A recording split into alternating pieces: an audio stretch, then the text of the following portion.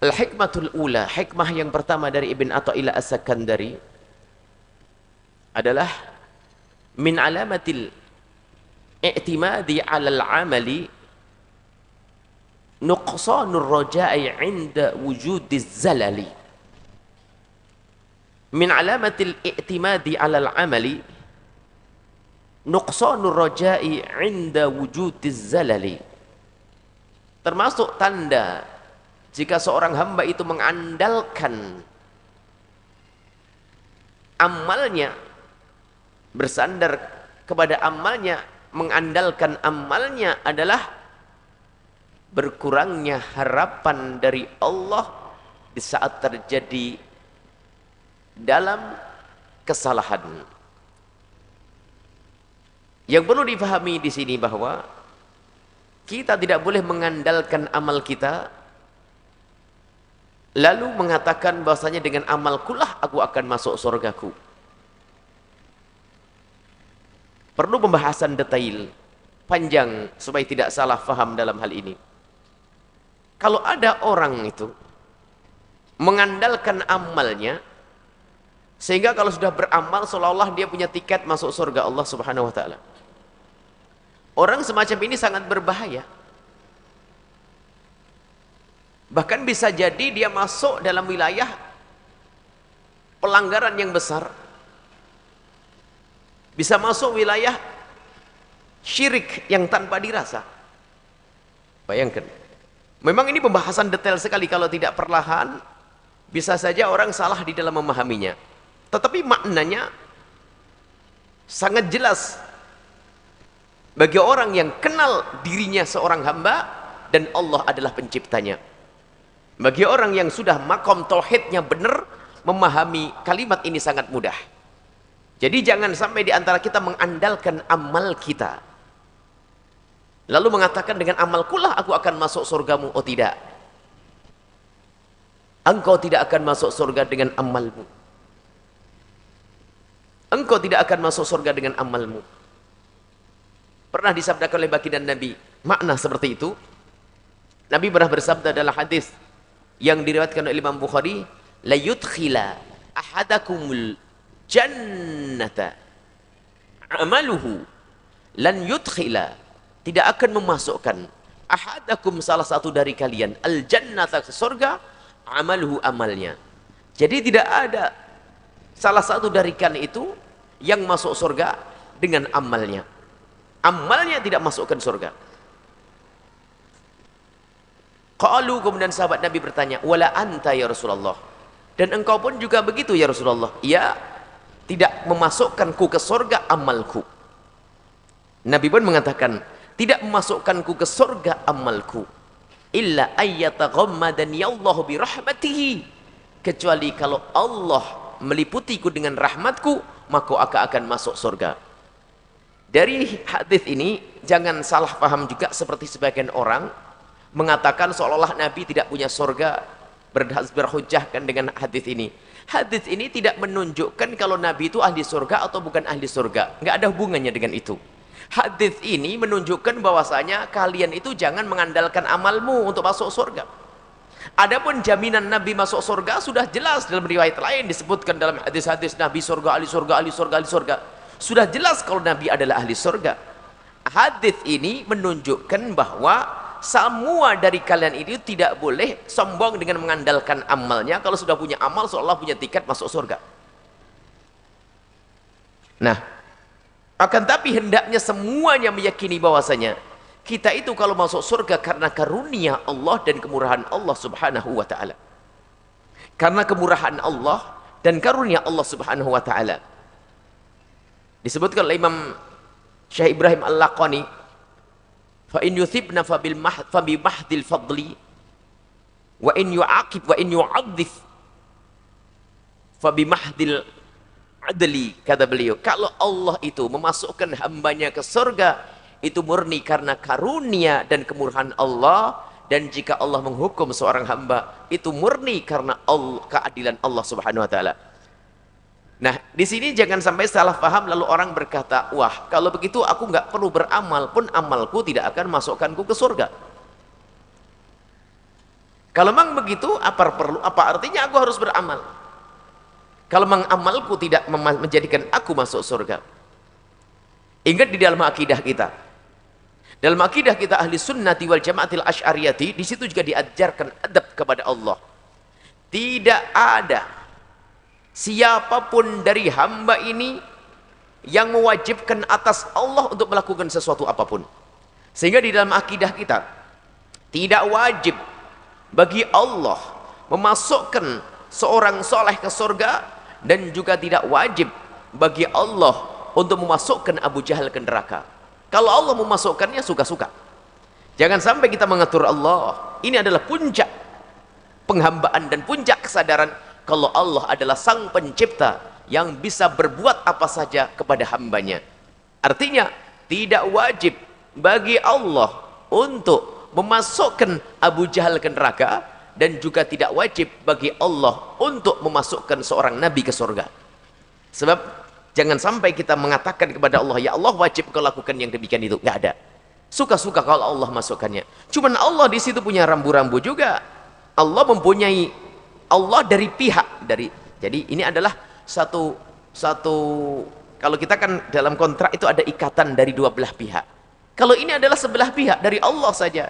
Kalau Allah misalnya dalam Al-Quran menyebutkan Allah dalam ayat udkhulul jannata, masuklah engkau ke surga. Bima kuntum ta'malun, dengan apa yang kau lakukan. Nah ini, masuklah surga dengan amalmu. Hei hambaku, masuklah engkau ke surga dengan amalmu. Masuklah engkau ke surga dengan amalmu. Itu kan Allah yang berfirman. Jadi Allah mengatakan masuklah engkau ke surga dengan amalmu. Bukan berarti kita masuk surga dengan amal kita, tapi yang memasukkan surga Allah karena karunia Allah. Kalau bima ta'malun, di saat Allah menyebut dengan apa yang kau lakukan, jadi dengan apa yang kau lakukan dengan amalmu, ini kan dari Allah. Kita tidak ada perjanjian dengan Allah begini, ya Allah, setiap aku melakukan kebaikan, engkau harus masukkan aku ke surgamu, ya Allah. Enggak ada. Jadi puncak tauhid di sini begini. Bagaimana kita mengatakan bahwasanya, ya Allah, aku sudah beramal baik, ya Allah, berarti aku sudah punya surga. Masukkan aku ke surga. Seolah-olah kita ini memastikan bahwasanya dengan amal yang kita lakukan itu merupakan tiket kita menuju surga Allah. Ini kurang adab kepada Allah. Coba tanyakan kepada dirimu sendiri. Kita suruh bertanya, tanyakan kepada dirimu bahwasanya engkau bisa melakukan ibadah ini. Lihat, kita bisa beribadah adalah siapa yang menggerakkan hati kita, dan siapa yang menjadikan kita bisa bangun malam, dan siapa yang menjadikan kita bisa melakukan wudhu, dan siapa mengirim air wudhu kepada kita, dan siapa yang memberikan kesehatan kepada kita sehingga kita melakukan sholat. Semuanya adalah dari Allah subhanahu wa ta'ala. Lah kalau sudah semua dari Allah subhanahu wa ta'ala, apa pantas kita akan mengandalkan ini semua lalu berkata, ya Allah, aku sudah berbuat baik, ya Allah, mana surgaku? Mana surgaku? Ini tidak adab kepada Allah subhanahu wa ta'ala. Seperti anak kecil begini, ada seorang bapak berbicara kepada anaknya, hei anakku, kalau kamu nanti ada orang yang minta, kalau kamu ngasih duit kepada orang yang minta kepadamu, nanti abah kasih hadiah.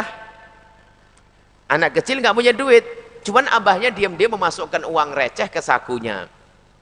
Abah, saya tidak punya duit. Coba barangkali kamu punya duit. Oh iya ada, bah. Akhirnya apa?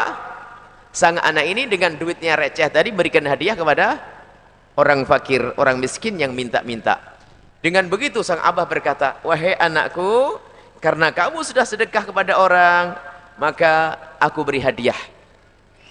Coba. Aku beri hadiah. Ini bentuk kelembutan seorang bapak. Yang beri duit kan bapaknya juga. Yang beri hadiah juga bapaknya. Apakah di saat seperti seorang anak pantas selalu berkata, oh iya bah, saya kan punya duit bah, ini kan saya ngasih, berarti saya berhak mendapatkan hadiah ini bah.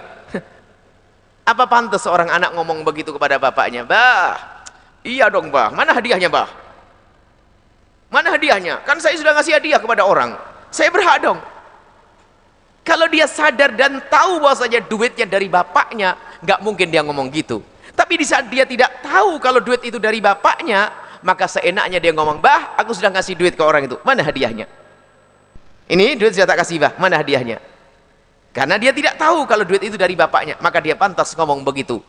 Tapi kalau dia sadar, tahu bahwasanya uang itu dari bapaknya, apakah mungkin anak tersebut lalu berkata, bah, mana hadiahnya? Nggak mungkin. Kalau anak itu sadar dan berakal, kalau uang itu dari bapaknya, kemudian setelah dia berinfak lalu minta hadiah kepada bapaknya, padahal uang dari bapaknya.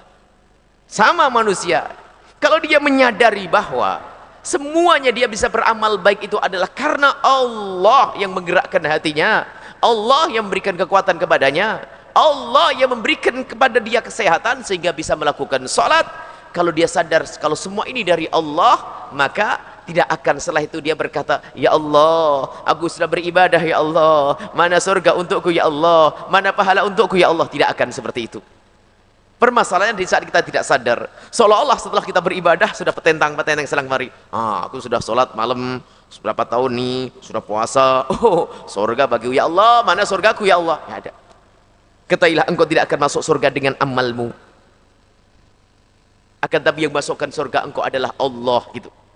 Ibadah katakan, yang dimasukkan surga kita adalah Allah. Dan Nabi masuk surga bukan dengan amalnya, tapi Nabi dijamin surga oleh Allah, bukan karena amalnya, karena Nabi pilihan Allah.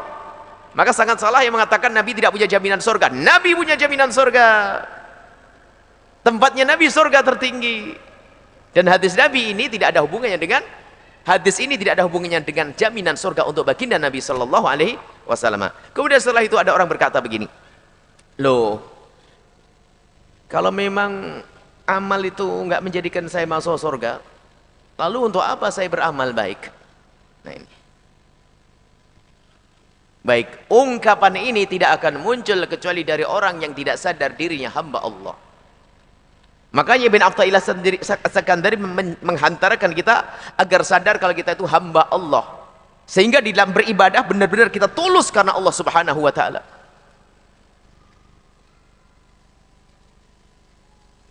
Jadi seorang hamba melakukan ibadah karena Allah. Kalau seorang hamba itu sadar dirinya hamba, hamba itu apa sih? Kan begitu. Aku adalah hambamu ya Allah. Baik, kalau hamba aku harus patuh dong. Kecuali di saat itu kita tidak sadar kalau diri kita adalah hamba. Kalau memang engkau adalah hamba Allah dan sadar hamba Allah, ya sudahlah, kau dengar perintah Allah dan selesai. Jika engkau benar-benar menyadari dirimu seorang hamba. Jadi Ibn Athaillah As-Sakandari ingin menghantarkan kita agar kita itu sadar kalau kita hamba Allah. Sehingga nanti derajat tauhid yang tinggi itu kalau beribadah bukan karena mengharap surga dan bukan karena takut neraka. Tapi memang kita harus takut dengan neraka. Tapi bukan jauhnya dari neraka bukan karena ibadah kita. Masuknya surga bukan karena ibadah kita. Tapi kita harus takut. Nabi mengajari agar kita minta pertolongan dari Allah agar dijauhkan dari surga, dari neraka, agar dimasukkan surga. Kita diperintah untuk minta surga. Kita diperintah untuk minta dijauhkan dari surga, dari neraka. Allah, Rasulullah mengajarkan kepada kita, nas'alukal jannata wa na'udzubika minan nar. Kita minta surga, minta dijauhkan dari api neraka. Ini diajarkan Nabi. Minta iya, akan tapi ketahuilah, seorang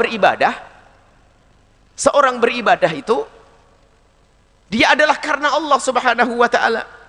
Dan dengan ibadah nanti, ini kan janji Allah dari sepihak.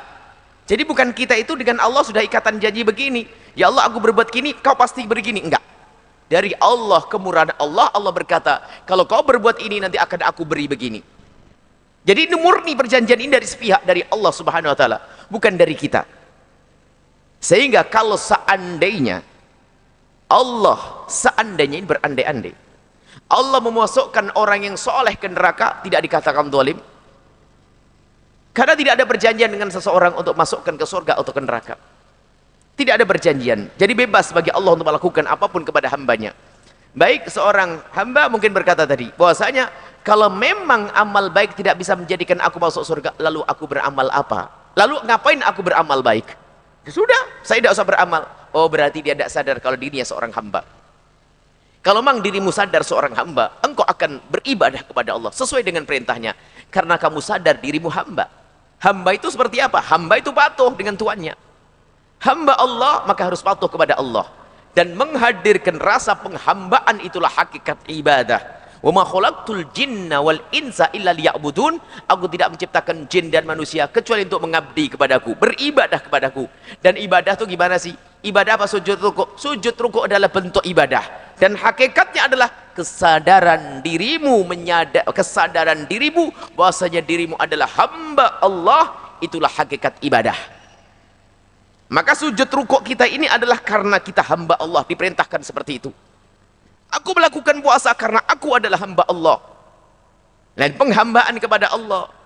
Makanya tinggi pangkatnya manusia itu adalah di saat dia semakin sadar kalau dirinya hamba. Lah kalau kamu sebagai seorang hamba yang tidak punya apa-apa, apakah pantas setelah itu mengandalkan kalau aku punya amal? Kemudian dengan amalku masuk surga. Ini soal adab, kurang adab kepada Allah Subhanahu wa taala. Nah, merasa dirinya seorang hamba ini adalah puncak yang sangat tinggi yang digapai oleh seorang hamba, menyadari dirinya sebagai seorang hamba. Lah kalau sudah benar-benar penghambaannya kuat kepada Allah, apapun perintah dari Allah akan dijalani. Jangan lakukan ini, dia akan menjauhi. Lakukan ini, akan melakukan semua. Karena apa? Dia seorang hamba. Bukan ada hubungannya dengan surga dan neraka. Tidak ada hubungannya dengan ini, karena dia merasa seorang hamba. Seorang hamba. Suatu ketika ada seorang sufi perempuan namanya Rabi'ah Adawiyah. Itu berkata, ini dalam irama, ini puncak tauhid sebetulnya. Ma'abadtuka hina abadtuka. Ya Allah, Allahumma inni ma'abadtuka hina abadtuka. Ya Allah, sungguh aku tidak menyembahmu tatkala aku menyembah, itu karena aku tama'an fi jannatika, bukan karena aku rindu kepada surgamu, wala khaufan min narika, bukan juga karena takut kepada nerakamu. Ibn Athaillah Rabi'ah Adawiyah di dalam panjatan doanya kepada Allah, ya Allah, aku beribadah ini bukan karena aku takut kepada nerakamu, bukan karena aku mengharap surgamu. Walakin akan tapi ya Allah, inni alimtu, aku tahu, annaka, sesungguhnya engkau Rabbun tastahiqul ibadata fa'abadtuka. Karena aku tahu engkau adalah Tuhan yang berhak untuk disembah, maka aku sembah. Ini kalimat Rabi'ah Adawiyah ini sering difahami dengan salah sebagian orang, lalu berkata begini, kurang ajar Ibn Athaillah, kurang ajar Rabi'ah Adawiyah, masa mengatakan aku beribadah bukan karena mengharap surgamu dan juga bukan karena takut nerakamu ya Allah, tapi aku beribadah ini karena aku menemukan dirimu Tuhan yang berhak untuk disembah, maka aku sembah. Yang tidak paham mengatakan Rabi'ah merendahkan surga. Oh tidak, Rabi'ah tidak merendahkan surga. Justru Rabi'ah di sini ingin nampakkan penghambaannya. Jadi apa yang dilakukan oleh Rabi'ah Adawiyah di dalam mengabdikan dirinya kepada Allah, karena dia meyakini Allah adalah Tuhannya yang berhak untuk disembah, maka dia menyembah. Bukan urusan surga dan neraka. Adapun kalau ditanya, ya Rabi'ah, apakah kamu takut neraka? Ya takut dong. Apakah kamu ingin masuk surga? Ya iya dong. Tapi di saat aku menyembah Allah, bukan karena itu. Ini beda permasalahannya. Jangan sampai dipahami dengan salah. Sebagian orang yang benci dengan tasawuf, benci kepada Rabi'ah Adawiyah, lalu mengatakan bahasanya itu kalimat syirik. Syiriknya di mana? Merendahkan surga. Tidak ada merendahkan surga. Rabi'ah Adawiyah hanya berkata, ma'abadtuka hina abadtuka, aku tidak menyembahmu ya Allah tatkala aku menyembah. Maksudnya aku tatkala beribadah kepadamu bukan karena aku takut kepada neraka, bukan karena aku mengharap surga ya Allah. Ini bukan merendahkan. Tapi aku menyembahmu ini karena aku menemukan dirimu zat yang pantas disembah, maka aku sembah. Kalau kalimat ini dianggap salah, berarti kebalikannya yang benar, gitu loh kaidahnya. Jadi gini loh, kalau omongannya Rabi'ah Adawiyah itu salah, maka lawannya yang benar. Lawannya gimana? Coba. Lawannya yang parah. Lawannya begini ya Allah. Ya Allah, aku menyembahmu ini karena aku takut kepada nerakamu dan karena aku mengharap surgamu, bukan karena aku mengakuimu sebagai Tuhan yang pantas disembah. Kurang ajar. Coba saja diamati kalimatnya. Ya Allah, ini kalau dikatakan kalimat tadi salah, maka kebalikan yang benar.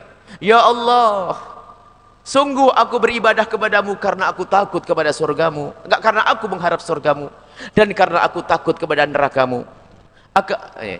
Ya Allah, ini yang salah. Ya Allah, sungguh aku menyembahmu itu karena aku mengharap surgamu dan karena aku takut nerakamu, bukan karena engkau sebagai Tuhan yang layak disembah. Kan syirik. Coba saja kalimatnya dicermati. Mereka lah orang-orang yang sering mengatakan hikmahnya Ibn Athaillah Sakandari karena hikmah mauhumah, hikmah tidak bermakna. Omongan Rabi'ah Adawiyah adalah omongan menyesalkan. Oh tidak, Rabi'ah Adawiyah adalah munajatnya yang lain minta, ya Allah berikan kepadaku surga, surga, surga, jauhkan dari neraka. Tapi Rabi'ah Adawiyah itu bermunajat untuk dengan kesadaran dirinya seorang hamba. Aku menyembahmu ya Allah karena engkau memang zat yang pantas disembah.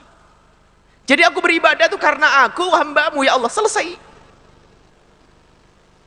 Bukan karena surga, bukan karena mengharap surga, bukan. Pengharapan surga babnya lain. Jadi kalau ditanya, kamu pengen masuk surga? Ya mau, karena di surga adalah keridhaan Allah subhanahu wa ta'ala. Mau masuk neraka? Ya tidak, karena tempat murka Allah. Ini bab ibadah.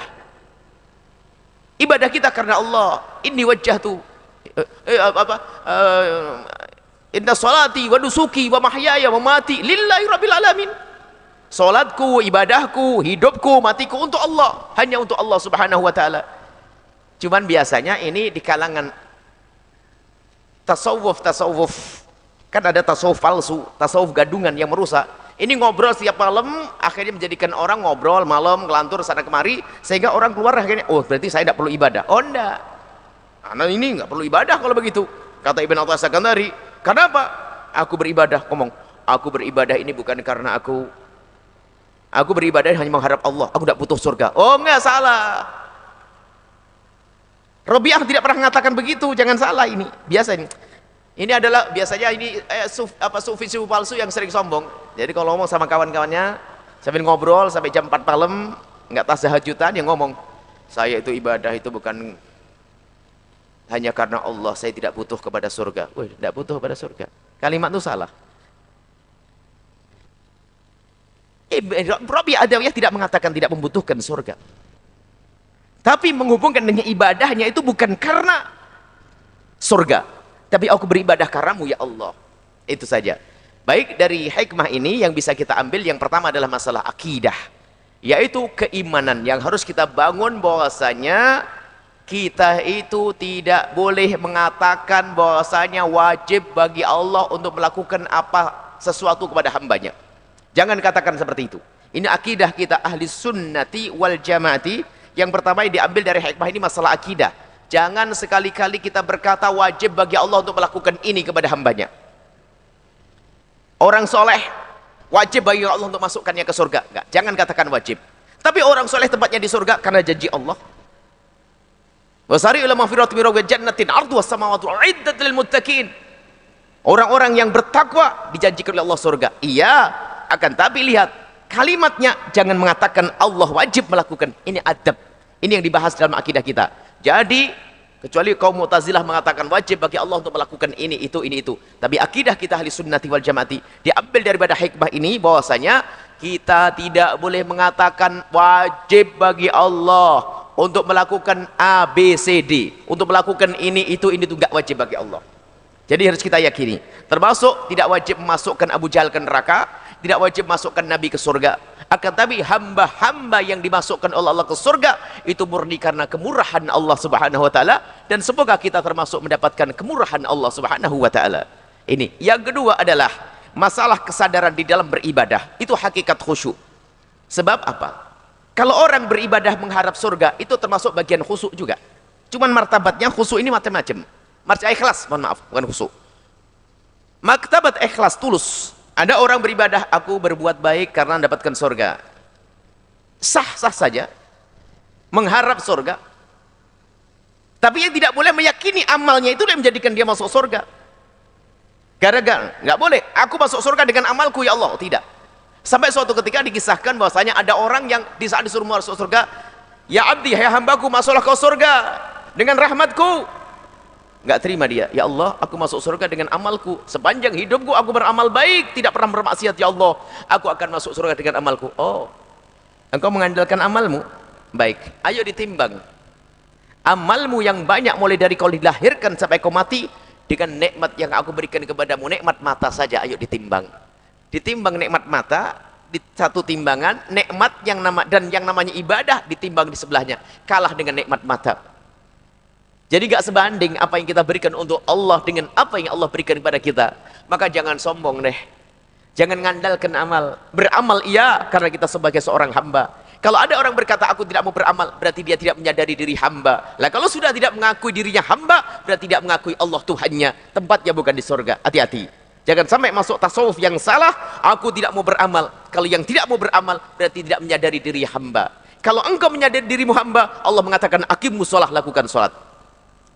Sumu Ramadan, puasa bulan Ramadan. Jangan zina, jangan ini. Kalau kau seorang hamba, kau harus patuh. Di saat seorang hamba mengatakan aku tidak mau patuh lagi, berarti dia tidak mengakui Tuhannya sebagai Tuhan. Allah bukan sebagai Tuhannya. Maka untuk mencari surga selain surga Allah, maksudnya tempatnya di neraka. Ini adalah, pertama adalah pembangunan akidah, yang kedua adalah hakikat penghambaan, dan itu hakikat tasawuf. Bagaimana seorang hamba itu sadar di dalam ibadahnya ini benar-benar karena Allah. Kalau memang suatu ketika kita beramal baik, melakukan sholat mengharap surga, bukan dilarang, jangan, tidak bertentangan. Aku melakukan sholat karena aku mengharapkan surga Allah. Aku melakukan sholat karena aku mengharapkan surga Allah. Aku menjauhi kemaksiatan karena aku ingin dijauhkan dari neraka Allah. Kalimat ini sah. Bukan mengatakan aku beramal ini karena aku akan masuk surga dengan amalku. Bukan begitu, itu sombong. Kalau sampai ada orang yang berkata bahasanya aku masuk surga dengan amalku, masuk dalam wilayah syirik nanti. Karena begini, kalau dalam transaksi itu begini loh ya, Anda punya tanah di sana, Anda punya mobil, saya akan beli. Setelah saya bayar, mobil saya bayar, maka saya berhak memiliki mobil tersebut. Ya, saya beli mobil Anda, maka Anda di dalam mobil saya bisa berkata, keluar Pak, karena sudah saya beli. Tolong barang-barangmu keluarin, karena mobil sudah saya beli. Ini wajar antara saya yang telah mengeluarkan duit-duit saya dan mobil-mobil Anda. Duit-duit saya, mobil-mobil Anda. Maka di saat seperti ini, saya pantas mengatakan, keluarlah engkau dari mobil. Ini duit-duit saya. Karena duit itu dinisbatkan kepada saya. Lah kalau duit ini adalah duitmu yang punya mobil, kan aneh saya ngusir. Bahkan kalau ternyata duitnya dari orang yang punya mobil, saya dianggap orang aneh.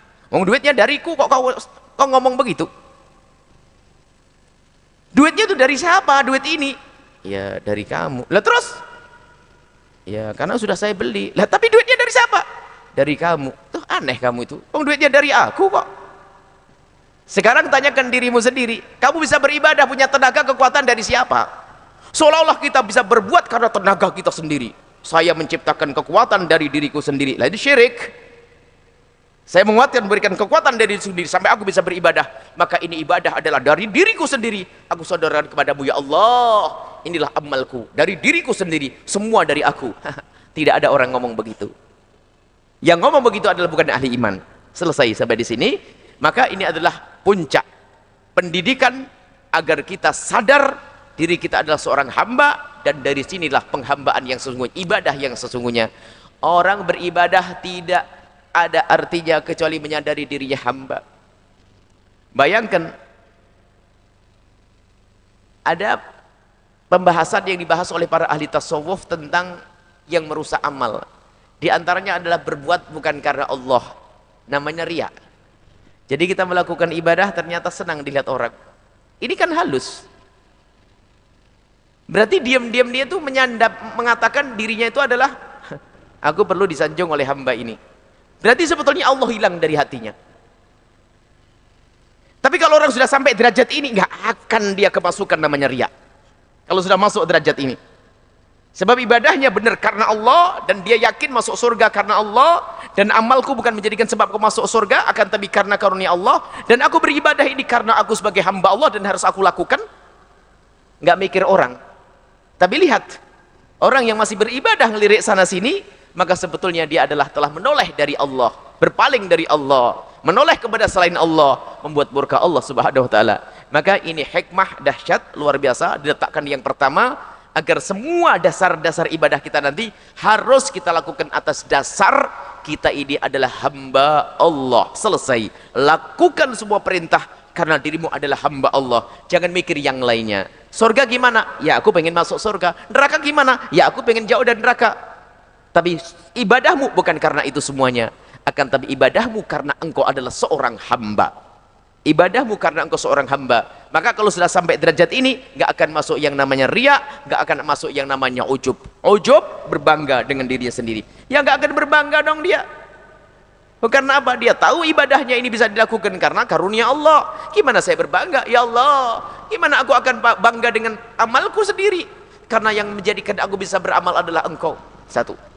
Gimana bisa riya? Karena apa? Yang dilihat hanya Allah.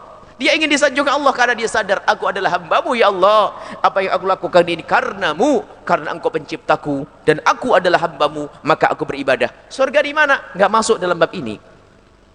Babnya beda. Kalau ditanya, kamu mau masuk surga Allah? Ya mau dong karena ridho Allah ada di situ kok. Ini babnya beda, jangan dicampur. Ini bab penghambaan dan semoga Allah menjadikan kita hamba yang benar-benar sadar kalau kita adalah hamba Allah. Sehingga apapun yang kita lakukan dari ibadah-ibadah kita itu berangkat dari kesadaran kita seorang hamba dan Allah adalah Tuhan kita. Layaknya seorang hamba kepada Tuhannya adalah mengabdi, patuh, menjauhi larangannya dan menjalankan perintahnya. Maka seorang sufi tidak ada yang teledor urusan ibadah. Seorang sufi tidak ada yang ngentengin ibadah. Seorang sufi, seorang yang menyadari dirinya hamba, maka dilihat sampai tawarramat qadamah, sampai kakinya bengkak dalam ibadah. Itulah Rasulullah sallallahu alaihi wasallam. Wallahu a'lam bissawab.